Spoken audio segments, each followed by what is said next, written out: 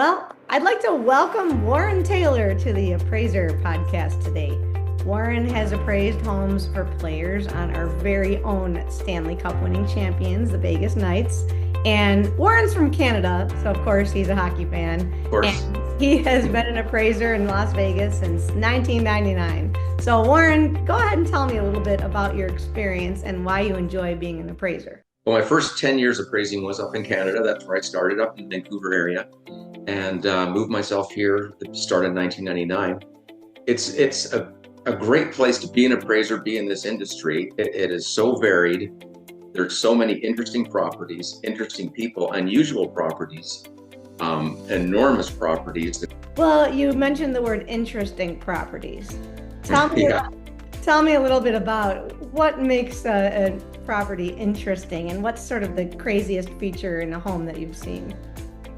I keep track of every home I've appraised, and I am now at a little over 10,000 appraisals. I very rarely do basic tract homework. Almost all my clients have me do very high-end, very large, very custom. I've appraised some of the highest value properties, homes of $20 million plus, $30 million plus.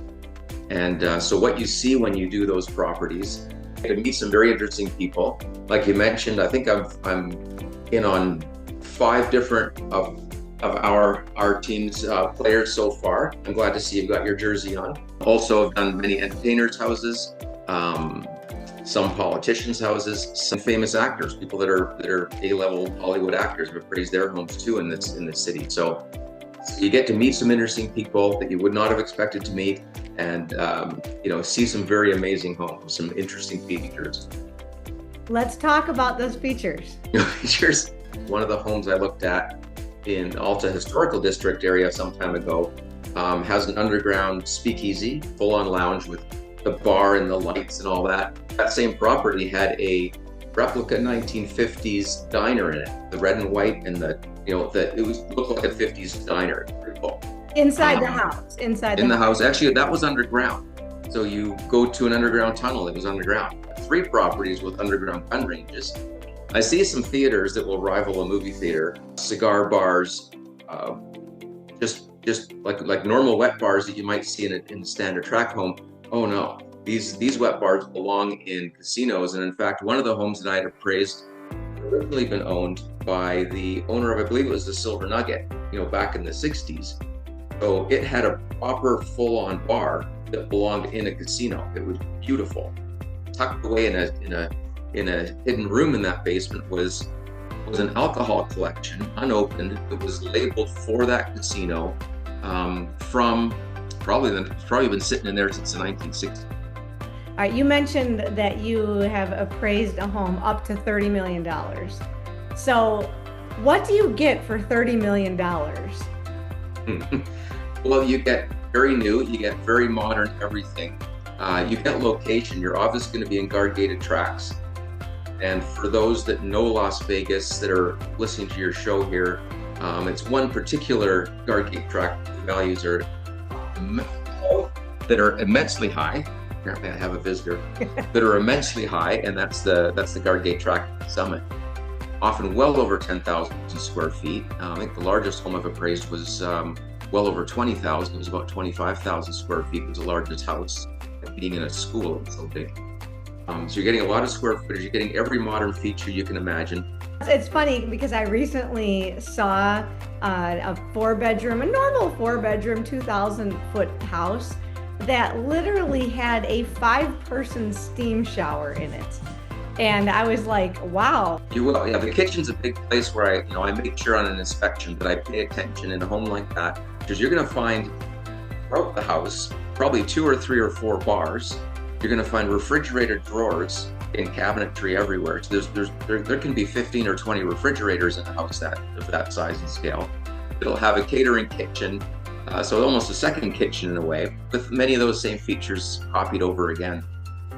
That's amazing. That's incredible. So, all right. Now I know that you're not always comfortable naming names of celebrities, but maybe tell me what it was like to actually be in a celebrity's home appraising their house. Yeah, a lot of times you don't see this, the celebrity or the Hollywood actor or the the sports personality won't be home, I'll be dealing with their handler, or I'll be dealing with their house manager. In those cases, the house manager knows the house through and through, so it's good for my job. But sometimes those people are there. They're almost always super friendly, very fun. They're curious about me, what I'm doing in their house, and what I'm looking for, what I'm looking at. But most people are. Most people are curious to seeing what I'm up to and why I'm doing stuff, and have questions for me. Very cool, very cool. Well, I mean, me personally, I live not that far from Spanish Trails. So I have run into Mayweather on Tropicana. I ran into Cash Patel at the Walgreens with his Secret Service. Man, that was kind of interesting. So I can only imagine how many celebrity homes that you're doing, maybe in Spanish Trail, Poker players' homes, and actually the person you just mentioned, I have appraised at least one of his homes. Okay, excellent. not to drop names. Yeah, right, exactly. Without telling me which one or what the house was like, right? Understood. So I want to talk a little bit about realtors. So obviously, as an appraiser, we worry about you guys. You come in and you kill our deals, and we're just like, oh boy, here comes Warren the appraiser. He's going to kill my deal. Tell me the difference between an appraisal and a comp. The comp that you use, because we use the same term, of course, as appraisers. We use comparable sales, so we use comps. I hope realtors realize that when I do kill a deal, and it does happen, I take absolutely no pleasure in it. I am not happy that it happens when I have a sale contract in my hand, for a deal that a realtor's doing, and there's some reason that I cannot, is whatever opinion of value I arrive at, I need to be able to prove it in the market. And if I can't prove it, there needs to be, if I've got a sale contract that you've written, Rhonda, and I'm looking at your sale contract, and I can't prove it in the market, and I'm going to kill your deal, I don't take any pleasure from that. I know that a realtor's talk a lot about dollar per square foot rate, and be fine in tract home work. But as an appraiser, especially in custom work, I don't really consider properties on a per square foot rate. There's too many variables that throw off that figure. I can have two very similar properties, yet one sells for 680 a foot and one sells for 900 a foot, but they're very similar. The big difference is, for instance, difference in lot size. Lot size isn't accounted for in per square foot rate of the structure. And a big one is economies of scale. So when you have a home that is 4,500 square feet, it'll sell for a heck of a lot higher dollar per square foot rate than a much larger home. It's just the way economies of scale work. I have to be able to support and prove everything I do. It's a little bit different. So from your side as a realtor, you are marketing. You're looking to put a property in its best light, and you're looking to to sell the property at the best value that you can get for your client. As an appraiser, I am bound by code of ethics, do my job based on an arm's length position where I don't have a bone to pick. I don't have a side that I'm on. I'm not looking to appraise it high, appraise it low. I'm not looking to be on anybody's side. I'm looking to be a independent eye that looks at that property, comes out with an opinion of value that I can clearly prove in the market, and I can support in the market. It's not good when I have people come back at me and say, you've underappraised, usually it's underappraised, because you didn't consider this, and this. And 99.5% of the time I can say I didn't consider all those things. I have to be able to prove everything I do. Opinion of value that I give, it's not just pulled out of thin air or thrown at a dartboard. I have to be able to prove it, and prove it by comparable data and adjustments. Well, what's one thing that you think a realtor can do to improve the accuracy of our comps? Like tell me a little bit about the value of pools, and we'll talk about solar in a minute because that deserves its own highlight. But tell me, what do you think that realtors should be aware of when we're doing comps? Since I haven't looked at it from a realtor point of view, it's hard for me to say. But I would, again, going back to what I said, I would understand that a realtor is going to look at comps by the rosy colored glasses. You want to look at the most positive you can, because again, you're trying to give the best dollar value for your client. Make sure you consider sales that have similar features as best as you can, because that's what I'm going to do. Location's important, square footage, functional utility, design, layout, as you mentioned, pools, sometimes casitas, sometimes bars, sometimes outdoor kitchens, bigger barbecues, bigger barbecue features. Lot size can be important. So whether realtors are considering those things, I'm not sure. I hope many realtors like to provide me the data that they used to come up with their initial asking price. And I have no problem accepting that. That's all can be part of an appraiser's profile. Don't ignore sales that are right in your development, because an appraiser isn't or shouldn't. And keep an eye. If you feel your property is the highest and the best in your market and in your development, maybe it is, but an appraiser might not find this, might not agree. What do you add on to the value of the home for a pool? We're in a neighborhood where pools are very rare. Pools are not expected, and pools may be, one house 30 has a pool. It would be far less than in a market area where a pool is expected. 19 houses out of 20 have pools. Pools are expected in those types of market areas. And it can come down to as well with what's the general value of homes in that area. If I'm in a super high-end guard-gated development where pool construction was between $150,000 and $300,000 to build your pool, inventory value to that property is certainly going to be more than a one like mine that costs $30,000, to build. It's far, far, far less. So the adjustments that I apply for pools usually range between 35, 40 on the low end, upwards of 100,000 on 120,000 on the high end. With some exceptions, I've adjusted much more for some pools that have been so exceptional, they're just through the roof, amazing pools. Anything that is not affixed by more than its own weight, it's probably personal property, and it's not going to be included in the opinion of value. So if your contract does include all the furnishings, and includes the Mercedes that's in the garage, and includes, that type of thing, I'm not going to be including that in the opinion of value. Fun fact, when we purchased our home, there was a van in the driveway. And my husband's cousin, their kid needed a vehicle, and so we said, yeah, we'll take the van with the home. It was at no price, but the owner had moved to Texas and she wasn't driving anymore, and so she was fine. They sent us the title, the little cousin got the van, and Excellent. everybody was happy. But not a usual thing that sells with the home.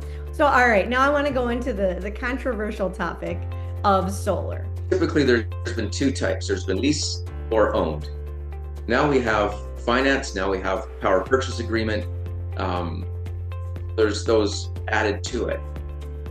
So for me, if it's a lease system, you're basically renting your roof to some company who is now selling you power. Why are you doing that? Just buy your power and the energy. For an appraiser, a lease system does not add value. A finance system does not add value because it's owned by the finance company. Now, an owned system is the one that adds value to the property. And so in a paired sales analysis, what you attempt to do is find two properties as similar as possible in almost every way: location, square footage, features, upgrading, room counts, location, all that, with that one difference between is being, in this case, a solar system. Probably a total of 30 or 40 sales. It was a neighborhood where when the neighborhood was built, they offered owned solar systems or no solar systems, and later they offered leased solar systems. So I had this nice little community where I could get out and work it out. So I arrayed all the data, all the sales, from highest sale price to lowest sale price. And then I went from property to property. Does it have a solar system? Yes or no, owned or leased? Or does it have no solar system? And I laid it out top to bottom in value, sale price. And it was obvious because it went solar system, owned, and then we got to none, and then it went leased.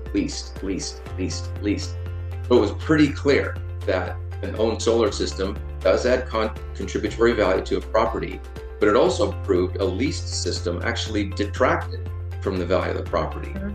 If it's a home that's worth $500,000 or you're in a home that's worth $5 million, the size of the system is going to probably vary. Something that a realtor can really start helping me with is when you are doing a listing with a home that has a solar system, find out what the kilowatt output of that solar system is. Some realtors are doing it and have that information. It might be as small as a 4 kilowatt system. It might be much larger. In fact, I just yesterday had delivered all the equipment for my solar system, which is being installed in the next couple of weeks. Cool. And mine's going to be an 11 kilowatt system. It's actually a commercial size system almost. So a very big system. So that will help me with figuring out where, if the size, the kilowatt size, creates a difference in that price. My research found that owned solar system added between about $7,000 to $10,000 as contributory value to the property. Can you tell me about when the return on investment is actually worth it for people when they're renovating? Renovation for the purpose of increasing the value of the property, or renovation because you want it. I would hope that if you're going to renovate your home, like make a major change, like redo the whole kitchen, rip out your bathrooms, that kind of thing, you're doing it for yourself. You are really not going to get dollar for dollar return in the market. You will get an increase, the market will show more, and I can see that in the data when I look at sales of homes that have no remodel versus the homes that are partial or fully or gutted out. You can see the difference.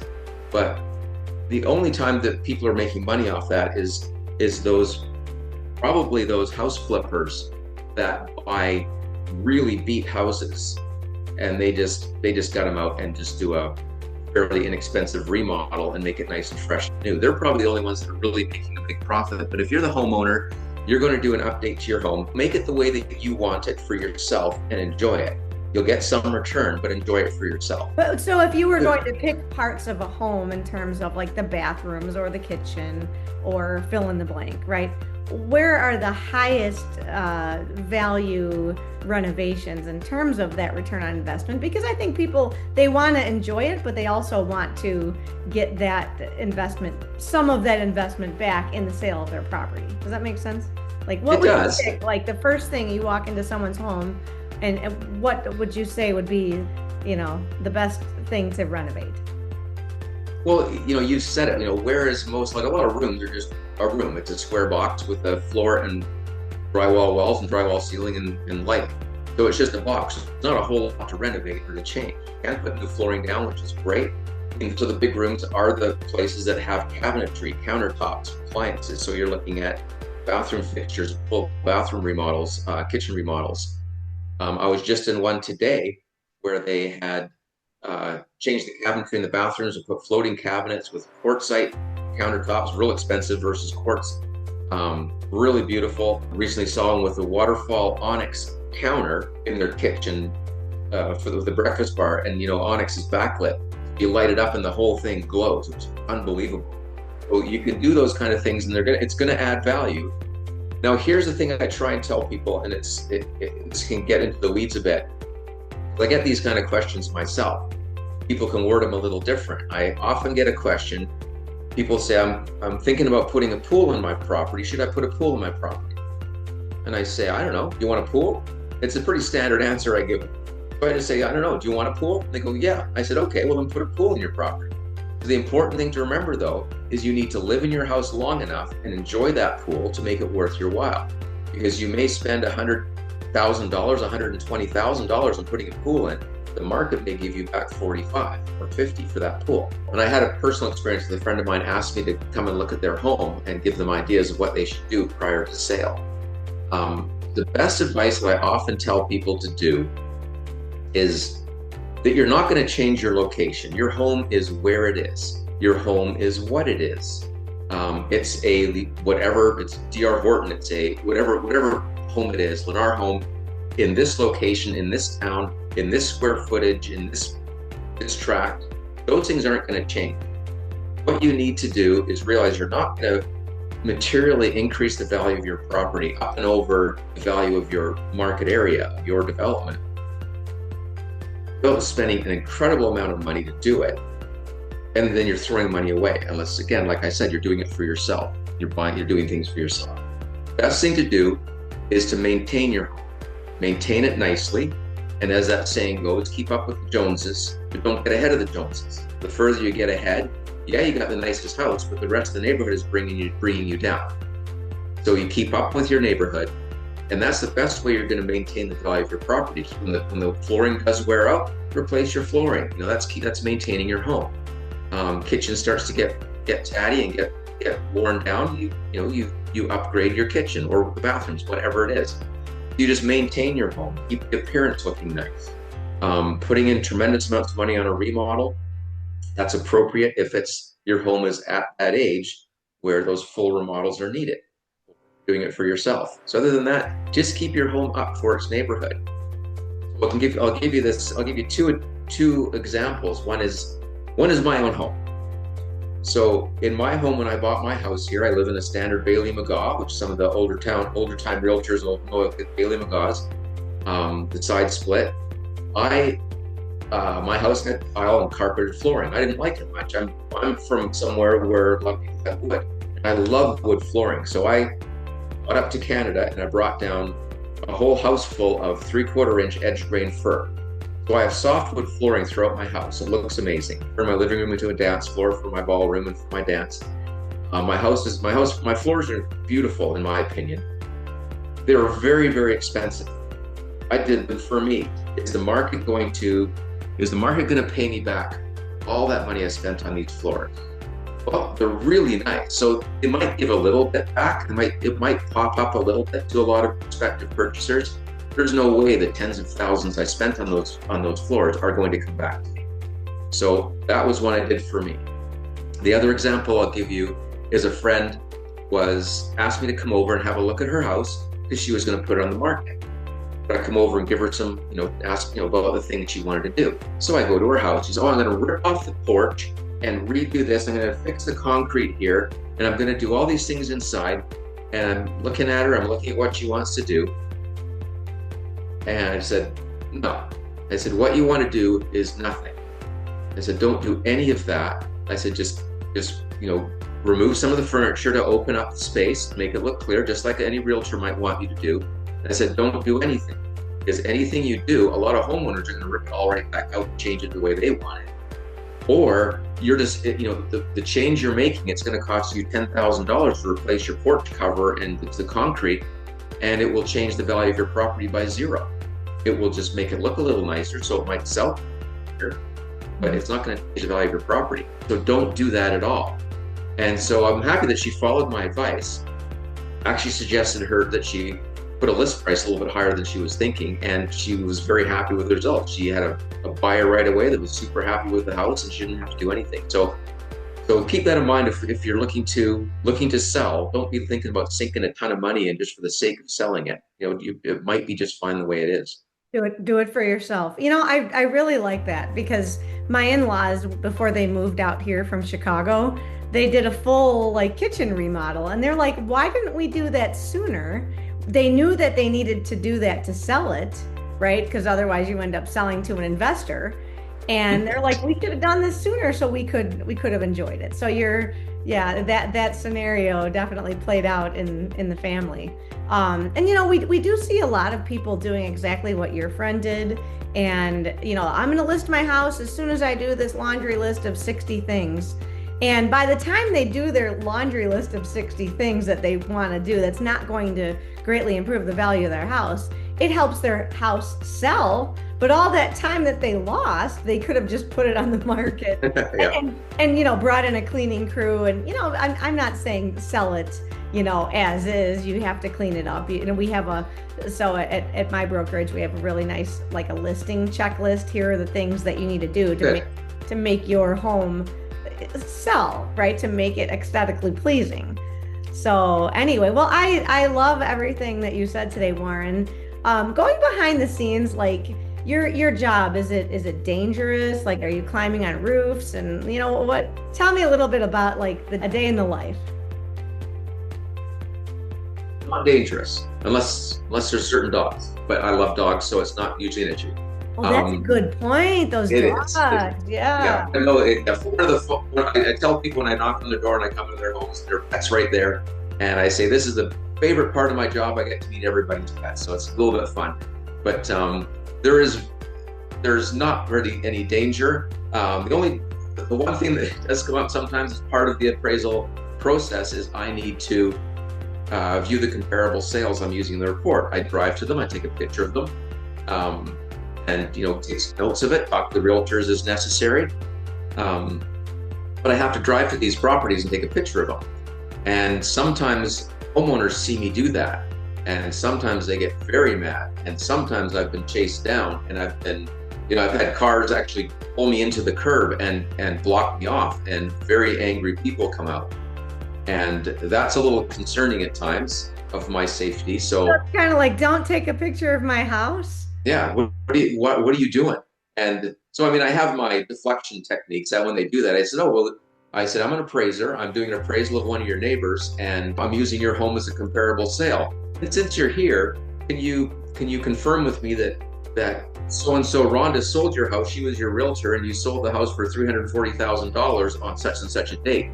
And they're blown away that I have all this information, and I know all this. I'm like, well, okay then, it's fine. And then they realize they were a little bit overboard. But yet when you go on Google Earth, their house is there. You can see the aerial view, but they aren't creeped out by that as much as they are Warren standing out in front with a camera. Yeah, and I get it. I mean, I being in the job, I wouldn't be concerned if I saw that, but I get it. So a day in the life, just the appraisal process is would involve me receiving an order, usually from a lending institution, because most appraisals are done for mortgage financing. The bulk of my work is for that purpose. Sometimes I do private purposes for divorce proceedings, perhaps for law cases. Those do happen. For the most part, it's for mortgage lending purposes. Yeah, but what about those celebrities? They're still getting those big mortgages and needing to refinance. Tell me about those. Well, I mean, the purpose of the appraisal when it arrives may say that. It may just say for a refinance or a HELOC or something. I suspect that in their cases, they are probably doing it for tax purposes, making the house a tax write-off. That's what I suspect that it's going to be used for. Sorry to interrupt you. Not at all. But whatever the purpose might be, it's often, like I say, it's usually for those the purposes of a purchase or for a HELOC refinance. And my opinion of value is being used to demonstrate market value. What's the market? Oh, Kitty wants up again. Very Kitty. What's the value of the property? Based on the definition of market value.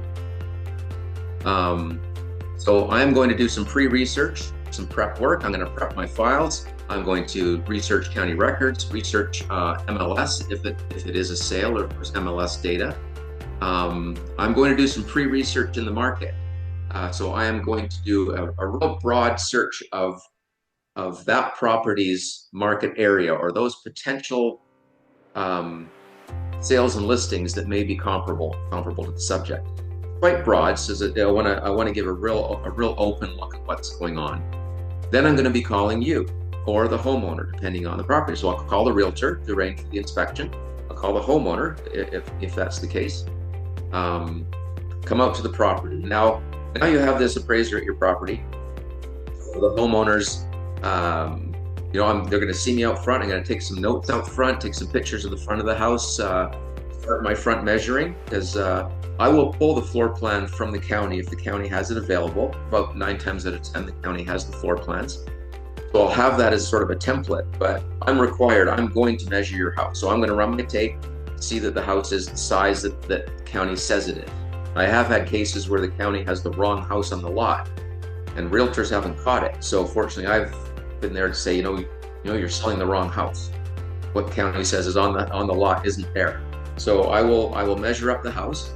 Then I'll come inside. The full inspection of a home usually for me runs 30 to 60 minutes, unless we're talking about one of these 15,000 square foot monsters. Then all bets are off. And I'll just start right at the front door. I'm going to take a picture of every room. I'm going to bring my notepad. I'm going to be making notes I'm going to fill a sheet of paper on that house. So I'm just going to look at each room. What's the finishes? What's the features? I'm going to look at functionality, layout, design, upgrading. Again, a picture of each room, a couple pictures of the kitchen usually. Head to the backyard, outside features, again, more measuring at the back. And I always at the end, whether it's a realtor or a homeowner, I'm going to, she likes to punch me in the face now and again. Whether it's a realtor or a homeowner, I like to stop up with them for a few minutes at the end of my inspection, discuss what I've seen, discuss the features that I've seen, and ask, is there upgrading? Is there features that you want to make sure that I'm aware of, that you've done, or that that are important to you? And I think that's important because I see myself as being a guest in your house, in that homeowner's house, and I need to make sure that homeowner is comfortable with me, knows they're getting a fair shake, that they have my full attention. I'm not blazing through and ignoring things that may be pertinent. I want to make sure that homeowner is comfortable with me and feels that I'm doing the job correctly. After that, I've got my notes done. I might head out to the car, and you might see me sitting out in the car for 10 minutes because now I'm going over my notes and I'm going over all that broad research that I've done. So as I mentioned before, I have to view and photograph all the comparable sales I'm going to use. So right then and there, I may go off and go and photograph 8, 10, 12 properties, go and view them all, have a look. And some of them may be just, nope, that's not any good at all. Some are like, yeah, this is very good, might be a good comparable. So, and if the comparables aren't good enough, I will go back to my system and research again and look for other sales that may be more pertinent, that make more sense for that property. We get to that's actually the quickest part of the job, is the inspection. That 30 minutes or 1 hour inspection is the fastest part of the job. So when homeowners go, oh, you're done already. Well, I'm not a building inspector. Inspectors spend 3 or 4 or 5 hours on the property and they have a 20-minute write-up. I'm the other way around.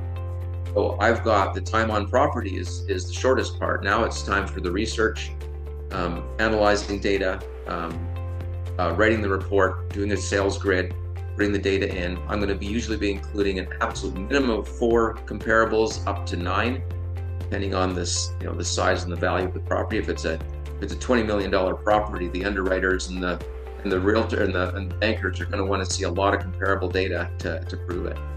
But here's the thing though, if you have a custom home, you don't have comparable data. Depends on your point of view. Okay. For me, there always is. There has to be. There has to be.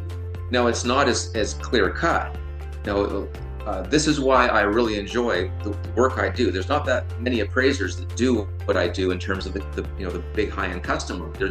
I can almost name them all. Apart from myself, there's just a few. Well, there's a lot of appraisers in town. They do tract home, and that's what they're used to. They're used to that. They view a property, and there's 6 model matches, and there's 5 or 6 others that are pretty close, and there they go. They're done. I'm looking at homes that there is nothing like it, and every single one is different. So all my comparables are different than the subject. But that's where bracketing comes in. That's where if my home I'm appraising is 8,000 square feet, I'm going to have a couple that are a little smaller, a couple that are a little bit bigger. I'm going to have ones that have fewer bathrooms, more bathrooms. I'm going to have ones that have bigger lots, smaller lots. I'm going to bracket every feature I can and include every feature. If someone has an own solar system, I'm going to include a sale with an own solar system. If they've got barbecues, if they've got, detached casitas, those things all have to be accounted for because those things have value. So I have to demonstrate value or demonstrate they don't have value. So it's all, so that's where you start getting a lot of comparable sales to cover all the bases. Awesome. Well, thank you. I really appreciate your time today, and thank you for being on the podcast. But is there anything that I have not asked you that you'd like to share? I really like what I do for a living. Working with realtors and just working as an appraiser. It's often really challenging. It's often a lot of hours. I usually work 7 days a week. Actually, took a break from working today to talk with you. I was going to suggest that if you have people contacting each podcast and have questions, they want answered, that we know is, I'd love to do this again and answer more. So this job, it becomes a job of stories. Because like I say, I've appraised a little over 10,000 homes since I've been in Las Vegas, and I've seen it, and I've been in it, and I've viewed it, and I've appraised it, and it's all about it's all interesting, and I learn something new all the time. So I get nothing but stories. So I could tell you stories for 5 hours of different things I've seen, different places I've had to go for inspections and whatnot. I will definitely give the viewers an opportunity to submit other questions so we can have a part 2. I do new construction in new neighborhoods being built. So the lender will send me a set of full plans and spec sheets on what's going to be built, and they want me to appraise it as if it was there today. So I must go and view the lot as part of the appraisal. So I drive up to the lot, view the lot, take pictures of the vacant site, views from the site. In some cases, I had a case about 8-10 months ago where I was unable to get to the site because they hadn't even started building the roads yet. And as much as I tried, the roads were all closed off. It was completely inaccessible.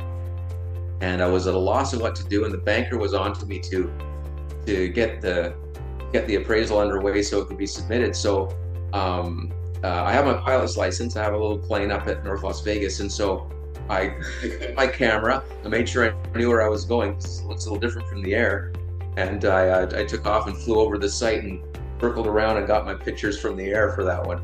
You couldn't have just used a drone? I don't have a drone. Oh, why do you not? It's way more fun to get up there myself. Okay, can't fit in a drone. Fair enough. Fair enough.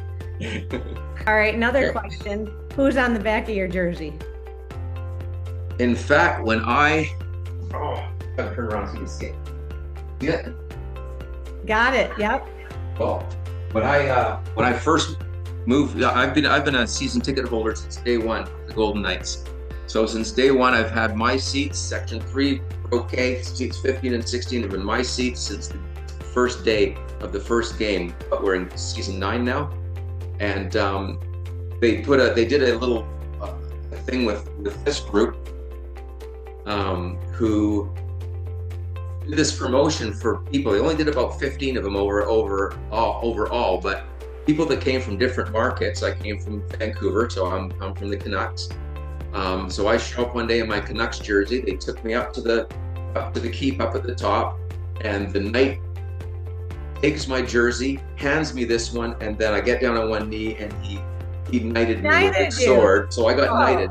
So I got one of the knighted jerseys. So back in 2018, I got knighted. So that's a great story. So basically, they cured you of being a Canuck. Like that was their plan. They took the Canucks from me, and so here we are with the Knights. I was wondering about that. Well, my jersey is actually Corey Crawford, who is not with the Blackhawks any longer, but I still have his jersey. Excellent, and, as you should. Last question: what is your cat's name? Well, that's Gypsy. I appreciate that Gypsy was able to join our show today. Thank you so much for your time today. I really appreciate it. I'll let you know if the viewers have any follow-up questions. Yeah, that was fun. Thank you so much for joining, and have a great day.